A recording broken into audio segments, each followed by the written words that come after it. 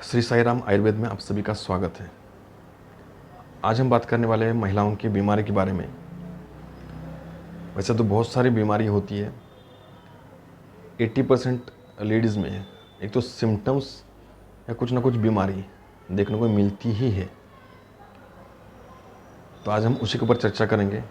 जो भी महिलाएं ये वीडियो देख रही है वो इस वीडियो को ज़्यादा से ज़्यादा अपने दोस्तों में शेयर करिए ताकि उनको भी इसका फ़ायदा हो जाए। हमने पिछले वीडियो में एक प्रोडक्ट हमारे फार्मेसी का लॉन्च किया था आर्थराइटिस के लिए, और आज हम हमारे कंपनी का फार्मेसी का सेकंड प्रोडक्ट लॉन्च कर रहे हैं और वो खास करके महिलाओं के लिए है और उसका नाम है फेम कुमारी सिरप। ये आपके एक यूटेराइन टॉनिक है जो भी मानसिक या मेंसेस संबंधी जो भी प्रॉब्लम्स होती है उसके अंदर काम करता है। इसका बेनिफिट ये है कि ये सफ़ेद पानी में भी काम करता है, जो इरेगुलर मेंसेस है उसको भी सही करने के लिए काम करता है। जनरल वीकनेस जो थकावट होती है उसमें भी काम करेगा, और जो एब्डोमेन पेन होना या लोअर बैक पेन होना इसके अंदर भी इसका बेनिफिट बहुत अच्छा है, क्योंकि इसके अंदर अश्वगंधा, शतावरी, अनार छाल, अशोक छाल और लोदरा है, सफ़ेद मुसड़ी है। इस तरीके की बहुत सारी मेडिसिन इसके अंदर है। ये सिरप है और इसकी कीमत जो है वो 140 रुपीज़ है, 140 है। यह आपको मार्केट में अवेलेबल है, वहाँ से मिल सकती है। अगर आपके पास नहीं है तो हमारा जो फार्मेसी का नंबर है वो डिस्क्रिप्शन बॉक्स में है, उसके ऊपर कांटेक्ट करके या मेडिकल स्टोर वाले को कांटेक्ट करने के लिए बोलिए, आप वहाँ पे आपको अवेलेबल किया जाएगा। अगर आप पर्सनली आप मुझसे बात करना चाहते हैं तो हमारा जो क्लिनिक का नंबर है और एड्रेस डिस्क्रिप्शन बॉक्स में है, उसके ऊपर कांटेक्ट करके ये मेडिसिन मंगवा सकते हैं। इसके अगर इसके साथ में अगर कुछ लगता है तो हम उसके साथ में भेज सकते हैं।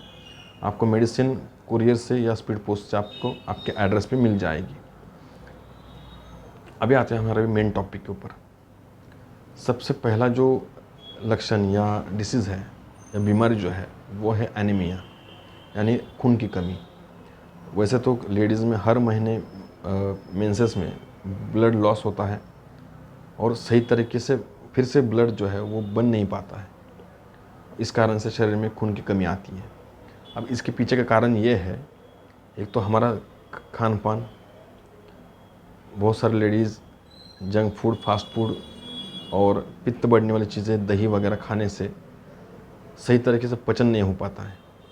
हमने बहुत सारे ऐसे पेशेंट देखे हैं जो एक दिन या 2 दिन छोड़ के लैट्रिन जाती है। इसके ऊपर पता चलता है कि उनका पाचन क्रिया कितना बिगड़ा हुआ है, वात दोष कितना बड़ा है, पित्त दोष कितना बिगड़ा हुआ है, यह हमें देखने को मिलता है। तो एनीमिया की जो कंडीशन है, जो खून की कमी के कारण जितने भी प्रॉब्लम्स आती है महीना लेडीज़ के अंदर, ये सबसे पहले खून की कमी की वजह से आती है। कुछ महिलाओं को बैठ के खड़े होने के बाद चक्कर आता है, या कुछ थोड़ा टाइम चलने के बाद थोड़ा सा सांस फूलती है, या फिर एकदम थकावट लग जाती है। तो ये सब चीज़ें जो है वो एनीमिया के कारण या खून कमी होने के कारण होता है। दूसरी जो प्रॉब्लम्स होती है वो है मेंसेस की, इरेगुलर मेंसेस, या फिर हम उसको हार्मोन इनबैलेंस कहते हैं। जब भी हार्मोन इनबैलेंस होता है तो मेंसेस की प्रॉब्लम आपको देखने को मिलती है। ब्लीडिंग कम होना या कभी कभी ब्लीडिंग ज़्यादा हो जाती है। जो मेंसेस की टाइमिंग है या डेट है वो एक तो 20 डेज़ की ना हो के 20 डेज़ की हो जाती है, या किसी किसी की 45 डेज़ की हो जाती है, मतलब आगे चल जाती है।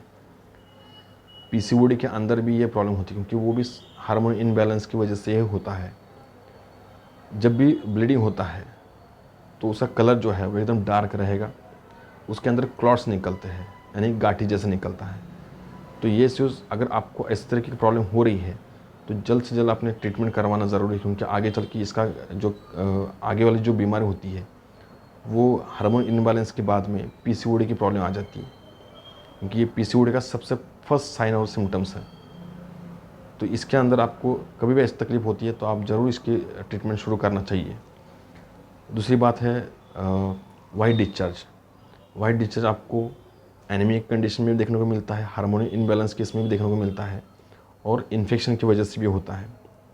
यूरिनरी इन्फेक्शन हो जाता है तब भी आपको वाइट डिस्चार्ज देखने को मिलता है।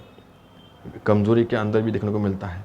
जिन महिलाओं की शादी हो चुकी है, जो लड़कियों की शादी हो चुकी है, उनके 2 या 3 महीने तक उनको ये प्रॉब्लम देखने को मिलती है, क्योंकि एक तो स्ट्रेस, टेंशन, नया शादी होने के बाद नया घर होता है, सब कुछ नया होता है, तो इस कारण से भी स्ट्रेस टेंशन बना रहता है और इस कारण से ही आपको वाइट डिस्चार्ज की प्रॉब्लम चालू हो जाती है। इसके बाद हम लोग आते हैं पीसीओडी के ऊपर। पीसीओडी होने के सबसे मेन कारण होता है आपके हार्मोन इनबैलेंस। हार्मोन इनबैलेंस होने की वजह से जो आपके पीरियड्स है वो सही तरीके से खुल के नहीं होते हैं। जो दोनों तरफ ओवरीज होती है, जो बीज ग्रंथि होती है, वहाँ से जो बीज है वो उसको हम ओवम कहते हैं, वो सही तरीके से निकल करके फॉलोपियन ट्यूब से अंदर नहीं आता है, वो वहीं पे अटक जाता है और वहाँ पे धीरे धीरे सिस्ट बनती है। तो इसे हम पॉलीसिस्टिक ओवरियन डिसीज़ या पॉलीसिस्टिक ओवरियन सिंड्रोम कहा जाता है। इसे पीसीओडी या पीसीओएस कहा जाता है। तो इसका कारण आगे चल के इनफर्टिलिटी की प्रॉब्लम होती है। एक तो प्राइमरी इनफर्टिलिटी होती है, वो तो होती है, कभी कभी फर्स्ट बेबी होने के बाद सेकंड बेबी के लिए चांस लेने के लिए हम लोग अगर ट्राई करते हैं तो उस टाइम पे कभी कभी पीसीओडी की होने के चांसेस भी होते हैं।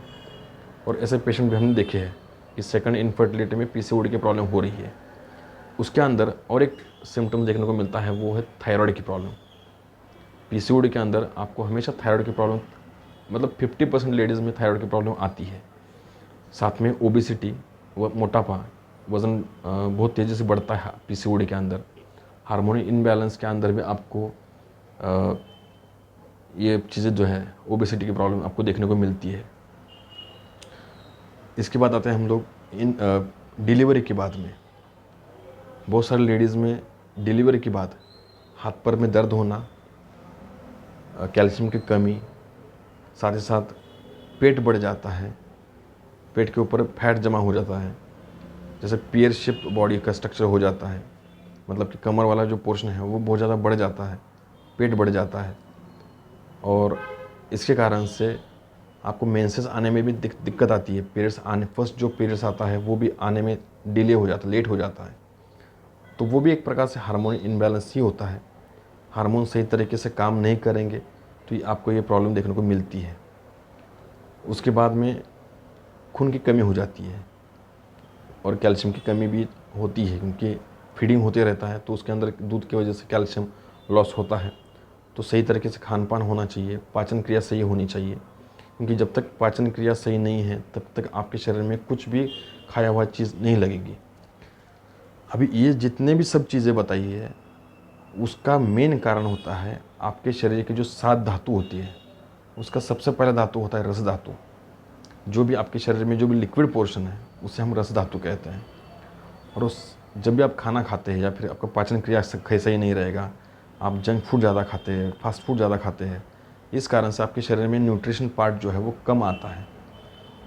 अगर न्यूट्रिशन पार्ट कम आएगा तो आपके रस धातु में आपको दिक्कत आएगी, यानी रसक क्षय हो जाता है। उसके बाद वाला जो धातु होता है रक्त धातु, उसमें भी रक्त क्षय हो जाए स्टार्ट हो जाता है, तो आपको एनीमिया की प्रॉब्लम आएगी। एनीमिया की आएगी, फिर मेंसेस में प्रॉब्लम, धीरे धीरे हार्मोन्स डिस्टर्ब होना, चक्कर आना। सबसे मेन और एक आपको देखने को मिलता है हेयर फॉल होता है बहुत सारी लेडीज़ में। चिड़चिड़ापन बढ़ जाता है, गुस्सा जल्दी आता है, डर लगता है, छोटी छोटी बातों के ऊपर ज़्यादा सोचती है। अगर मान लीजिए कोई नॉर्मल इंसान अगर 1 मिनट के अंदर 10 चीज़ों के बारे में सोच सकता है, तो जिनको हार्मोन इनबैलेंस या फिर रसक क्षय की प्रॉब्लम है, वो महिलाएं 1 सेकंड या 1 मिनट के अंदर 10 की जगह 20 चीज़ों के ऊपर सोचती है, और वो भी निगेटिव थॉट्स में। नकारात्मक सोच ज़्यादा आती है उनके अंदर, डरती है बहुत सारी चीज़ों से, अकेले जाने में डरेगी।